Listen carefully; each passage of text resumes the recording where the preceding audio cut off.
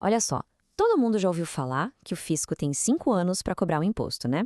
Parece uma regra bem simples, mas a grande questão que gera uma polêmica danada é quando exatamente esse relógio de 5 anos começa a rodar.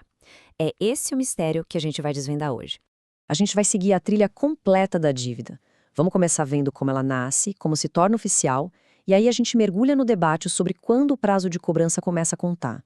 E claro, vamos entender por que essa regra é tão importante para todo mundo.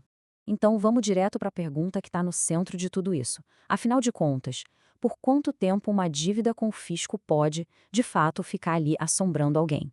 Essa é uma questão que tira o sono de muito contribuinte e, ao mesmo tempo, pressiona o governo a agir.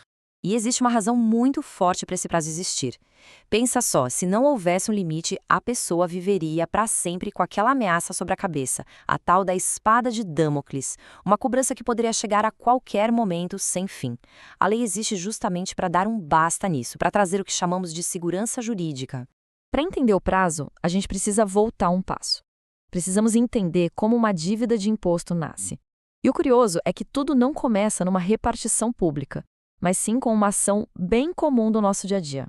O ponto de partida de tudo é o que a lei chama de fato gerador. É o gatilho. Vender um produto é um fato gerador. Receber um salário, fato gerador. Ser dono de um imóvel, também. Qualquer uma dessas ações que estão lá previstas na lei dá o start no processo. E a partir desse fato gerador, nasce a obrigação tributária. É aqui que a coisa fica mais séria. Veja bem, ainda não tem uma conta para pagar, não chegou um boleto, mas um vínculo jurídico entre o contribuinte e o fisco já foi criado. Legalmente, a relação já começou. Então a progressão é bem clara. Primeiro, acontece um fato. Esse fato gera uma obrigação. E essa obrigação, por sua vez, se transforma no chamado crédito tributário. É nesse ponto que o governo formaliza tudo e ganha o direito de cobrar. Mas como é que essa obrigação, que ainda é uma ideia, um conceito, se transforma numa dívida real, com valor definido e prazo para pagar? A resposta está num procedimento administrativo, que é a peça-chave de tudo. Esse procedimento se chama lançamento.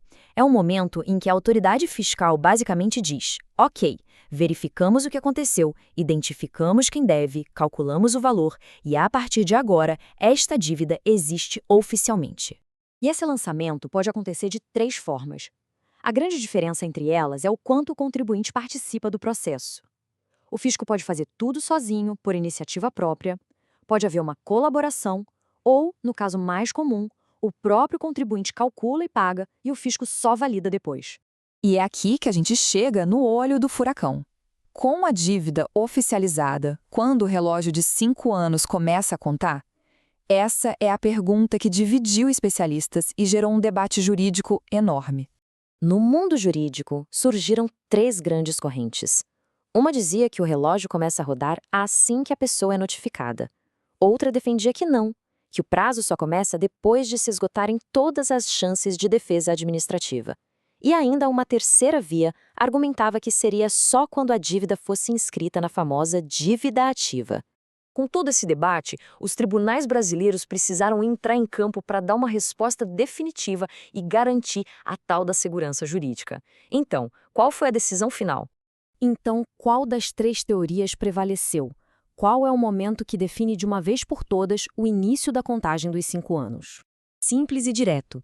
O entendimento que se consolidou nos tribunais é que o relógio começa a contar no exato momento em que o contribuinte é oficialmente informado sobre aquela dívida. E a confirmação vem do Superior Tribunal de Justiça, o STJ. A decisão é clara. O prazo começa com a constituição definitiva do crédito.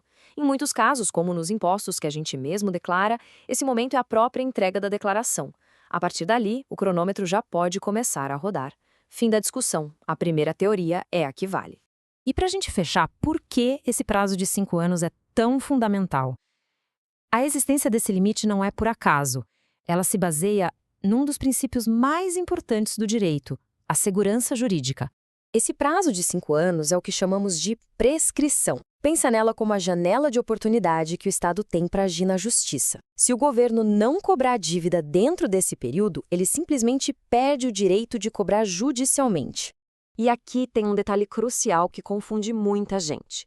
Na verdade, existem 2 prazos de 5 anos.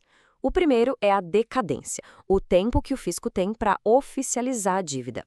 O segundo é a prescrição, o nosso foco hoje, o tempo para cobrar a dívida que já foi oficializada. São 2 relógios diferentes, contando tempos para coisas diferentes. E a gente termina com essa reflexão. Saber que existem regras claras e prazos definidos que valem tanto para o cidadão quanto para o próprio Estado não é a base da confiança em um sistema justo? A segurança jurídica não é só um conceito técnico, ela fortalece a própria relação entre a sociedade e o governo.